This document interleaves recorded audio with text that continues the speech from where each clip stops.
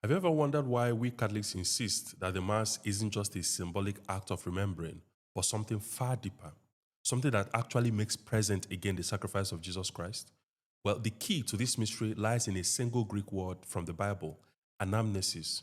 But before we get into that, I want to take you back to a story hidden in the Old Testament. So picture the ancient temple of Israel.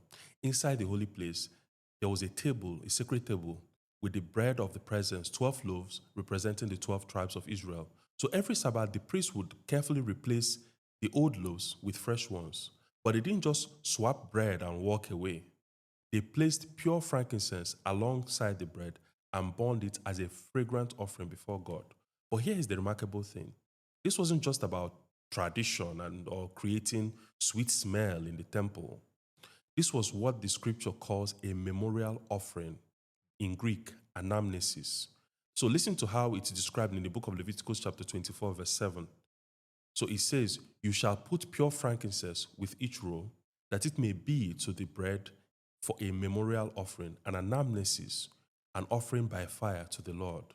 So in their world, memorial didn't just mean remembering something in your head.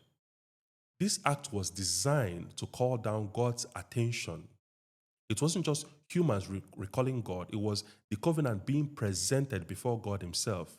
The bread and the incense acted as their representatives, bringing their lives, their worship, their very selves into God's presence.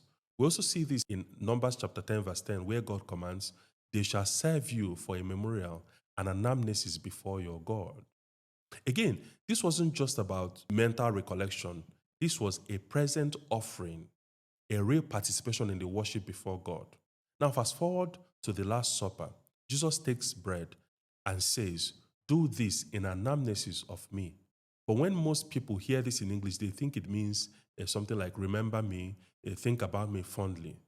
But to the Jewish apostles at that table, anamnesis meant far more. It pointed to a sacrificial memorial, something offered before God, something made present again. So Jesus wasn't just asking for some nostalgic moment.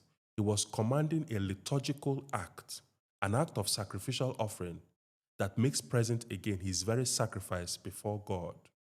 That is why the church has always taught that the Mass is not just symbol, that it is the very sacrifice of Christ Himself made present here and now, a true anamnesis. So in every Mass, heaven and earth meet.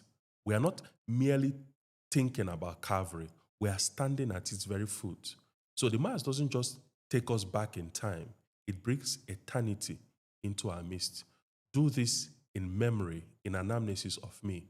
This is not mere memory. This is the sacrifice of Christ made present, offered to God, and given to us. God bless you.